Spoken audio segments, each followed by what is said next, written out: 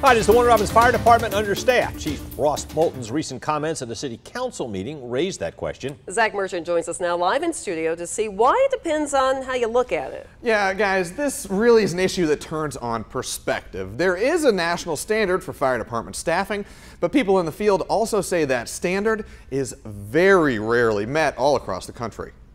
There are standards that suggest how many firefighters should be assigned to major equipment in a firehouse. We have a minimum staffing that we try to keep on trucks every day. A nationwide standard comes from the National Fire Protection Agency, or NFPA, and at a February 4th City Council meeting, Fire Department Chief Ross Moulton suggested Warner Robins is not meeting that standard. We've had to kind of cut that back because our budget's kind of elevated. We're having some challenges on the overtime issue. The national standard is 4 firefighters per truck.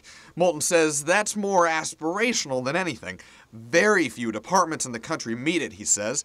Think major cities like New York. But he does say Warner Robins aims for 3 on most trucks. They always hit that number, he says, and to do it, Moulton says the department sometimes has to pay firefighters overtime to cover shifts. I think we're somewhere in the $80,000 neighborhood right now. According to the city's mid-financial year review, the department is on pace to stay within budget, but Moulton says in the future, he hopes council gives them the money to hire more firefighters and to get closer to that national standard. And I use the standard as a benchmark, and we're going to continue to try to move toward that standard and get as close as we can, if not fulfill it one day. Mayor Randy Toms, a former firefighter himself, says if the department brings in more equipment, like the new truck he hopes will be bought next year, the city will pay for new firefighters to staff it at the current level. But he says that's about the only situation he'd support new hiring in. That's the most important commodity he has is manpower.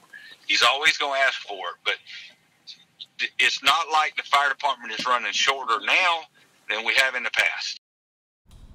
All that being said, both leaders say there is also a national standard for the amount of firefighters who should be on scene when a fire breaks out, and they agreed that Warner Robins Fire Department meets that standard, often by pooling resources between stations. Frank, Lori, back to you.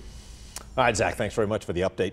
Chief Moulton also said the department's ISO rating, a metric used to evaluate a department's performance, earned nearly the highest score possible, and several recent recruits will be coming out of training in a few months, which will help keep overtime costs down.